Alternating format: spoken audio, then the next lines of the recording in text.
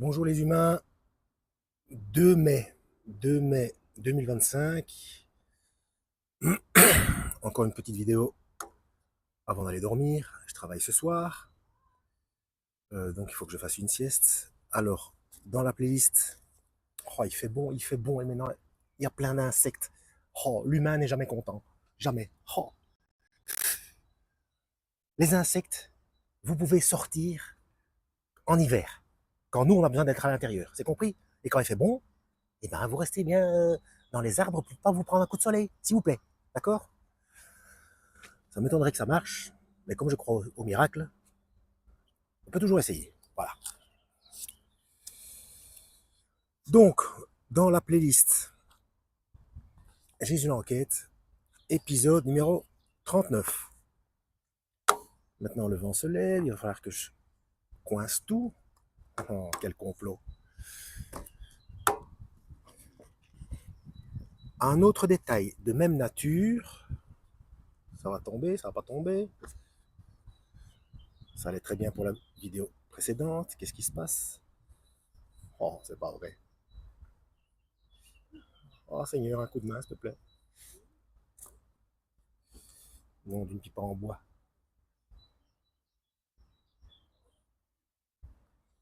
Oh, on n'y arrivera pas. On n'y arrivera pas. Oh, plus une bestiole dans mon oreille. Au secours!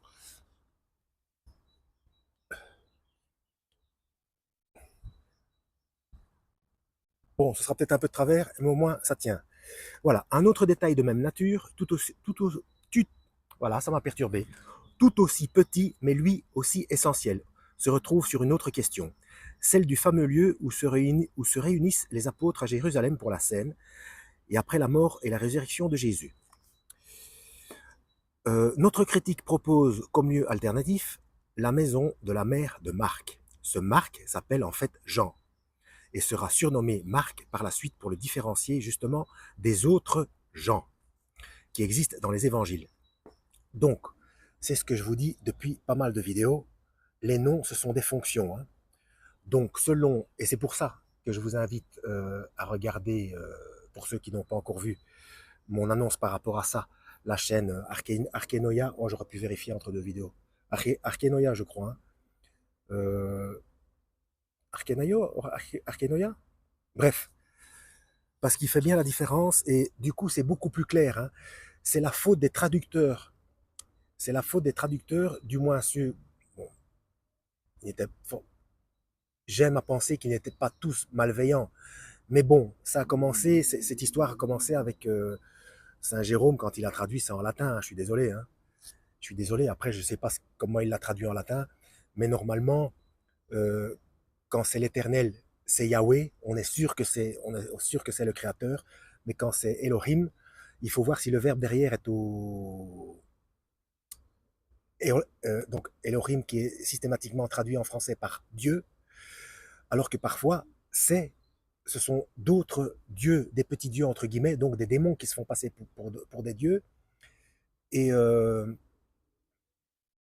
comment d'ailleurs Dieu le dit bien, hein, le dit bien. Voilà, vous avez été, je ne sais plus où. Si vous lisez régulièrement la Bible, normalement à un moment donné vous tombez dessus. Hein.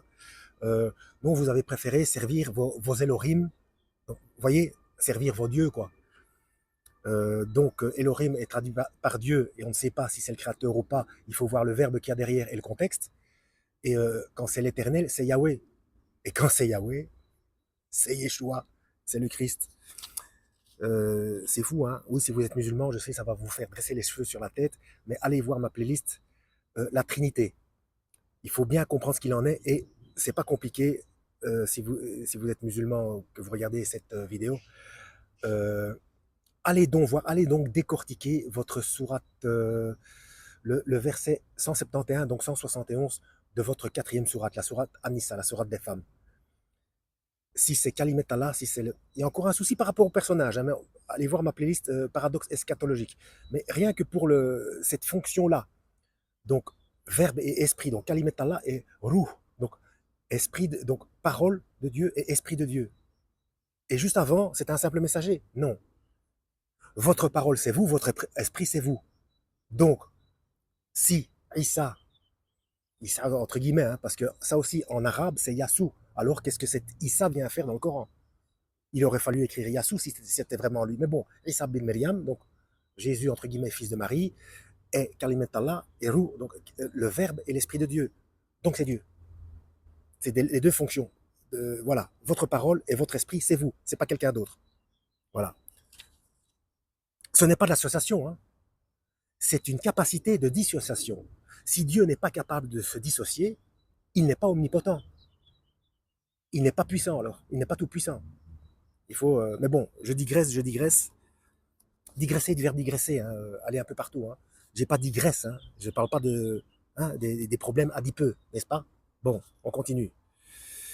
Comme l'auteur de l'évangile de Marc porte le même prénom, et que celui-ci est dit dans la tradition être très proche de Pierre, certains supposent qu'il s'agit de l'auteur de cet évangile, puisque les actes des apôtres le montrent déjà proche de Pierre.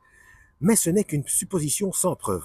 Notre critique écrit: c'est chez lui que Pierre loge à Jérusalem, comme l'atteste son retour là-bas après sa libération en Actes, chapitre 12, verset 12. S'étant repéré, il se rendit à la maison de Marie, la mère de Jean, surnommée Marc, où se trouvaient rassemblés un certain nombre de personnes qui priaient. L'hébergement des apôtres et de la Vierge se fait peut-être chez Marc. Après, il faudrait peut-être savoir ce que ça veut dire Marc. Ça veut dire certainement quelque chose, hein, une fonction ou je ne sais pas. Ici, notre critique frôle dangereusement le fameux effet Benoît XVI. Allez voir, mais donc la playlist Jésus l'enquête, je la mettrai en description de celle-ci comme d'habitude. Et pour comprendre certains, comme maintenant par exemple effet Benoît XVI, allez voir mes précédentes vidéos. Allez voir la playlist depuis le départ si vous ne la connaissez pas. Ah oui, je suis dans Jésus l'enquête, donc Jean Stone. Je donne des informations concernant Jean Stone dans l'épisode 30 de la playlist Jésus l'enquête. Voilà. Donc ici, notre critique frôle dangereusement le fameux effet Benoît XVI, c'est-à-dire une affirmation qui est immédiatement contredite par le texte. En effet, en plus il explique, enfin bref. En effet, il nous affirme que c'est chez Marc que Pierre loge à Jérusalem. Or, Acte chapitre 12, verset 17, c'est ça, Acte chapitre 12, verset 17, dit explicitement le contraire. Pierre, leur ayant de la main fait signe de se taire, leur raconta comment le Seigneur l'avait tiré de la prison. Et il dit, annoncez-le à Jacques et aux frères. Puis il sortit et s'en alla dans un autre lieu. Souligné par moi, entre parenthèses. Donc, puis il sortit et s'en alla dans un autre lieu. En Italie. En italique. Non, pour vous, c'est comme ça. En italique. Je crois. Bref.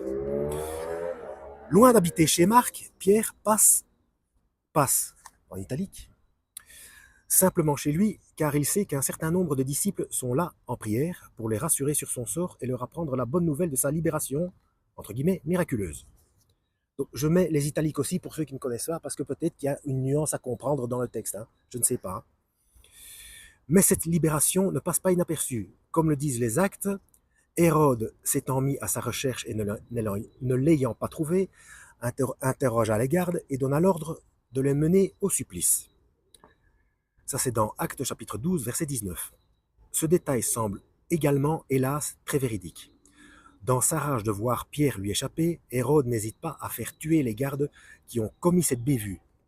On peut donc penser que des fouilles ont été lancées dans tout Jérusalem et à proximité, car les actes nous disent eux-mêmes que cette libération déclencha une grande agitation, entre guillemets. Il y a donc une raison impérieuse au fait que Pierre ne reste pas chez Marc. Ce n'est pas un hébergement suffisamment sûr. Pierre rejoint certainement ce qui est le seul et unique hébergement sûr, c'est-à-dire la fameuse maison où a eu lieu la scène, la descente de l'Esprit Saint, les premières apparitions de Jésus selon l'évangile de Jean, etc. Donc, donc Jean l'Ancien, le disciple bien-aimé, hein, donc ce n'est pas le Jean surnommé Marc. Voilà. Toujours le même endroit et toujours le même raisonnement. Il est plus qu'improbable qu'il dispose de deux endroits sûrs à Jérusalem. Certains affirment qu'il pourrait s'agir de la demeure de Lazare, qui, d'après la tradition, était un homme riche possédant de nombreux biens. Là aussi, une simple application de la raison nous en dissuade fortement, car il dit en Jean chapitre 12, versets 10 et 11, les principaux sacrificateurs, expression qui désigne le Sanhédrin et les autorités juives, délibèrent de faire mourir aussi Lazare parce que beaucoup de juifs se retiraient d'eux à cause de lui et croyaient en Jésus. Bon, ça fait une dizaine de minutes, on va s'arrêter là. Moi, il faut que j'aille dormir. C'est dommage, hein, quand il fait bon comme ça, de devoir aller dormir parce qu'on travaille le soir. Enfin bon, je préfère ça que l'hiver. Donc, qu'est-ce que je voulais dire encore une petite pause, si jamais je m'en souviens. Oui, c'est ça. Donc, c'est la première fois que j'utilise mon nouveau mon micro à l'extérieur. Donc, dites-moi si ça va le son. Enfin, c'est la seconde fois puisque la vidéo précédente concernant les prières judaïques, je l'ai faite aussi. Donc, normalement, je pense que vous devriez entendre les petits oiseaux. Après, je ne sais pas si le son sera caverneux ou... Bref, comme ça, vous me dites à l'extérieur si c'est mieux avec ce nouveau micro ou simplement avec mon kit main libre. Et alors, si vous me suivez régulièrement, vous savez que... D'ailleurs, merci pour vos commentaires, ça fait du bien. Vous savez que pendant 2 voire 3 jours, je n'ai pas édité de vidéo. C'est pour ça que là, j'en ai fait... là, ça va être 3, 4, 5 en rafale sur 2 jours. Parce que... enfin, je ferai une vidéo par rapport à ça, parce que c'est un vrai sketch. C'est un vrai sketch. J'avais tout. Donc, le téléphone normal, le kit main libre, le nouveau micro. Et il n'y a rien qui fonctionnait, alors que ça fonctionnait pour les tests. J'ai bougé partout. J'aurais dû faire une vidéo. Elle aurait été silencieuse, mais vous auriez vu un sketch. Un sketch. J'ai rien fait de spécial et ça fonctionne de nouveau normalement, hein. Même le gars... enfin bref, je vous raconterai peut-être un jour. Donc, en espérant avoir été utile, comme d'habitude, lisez la Bible. À la prochaine et que Yahweh vous guide.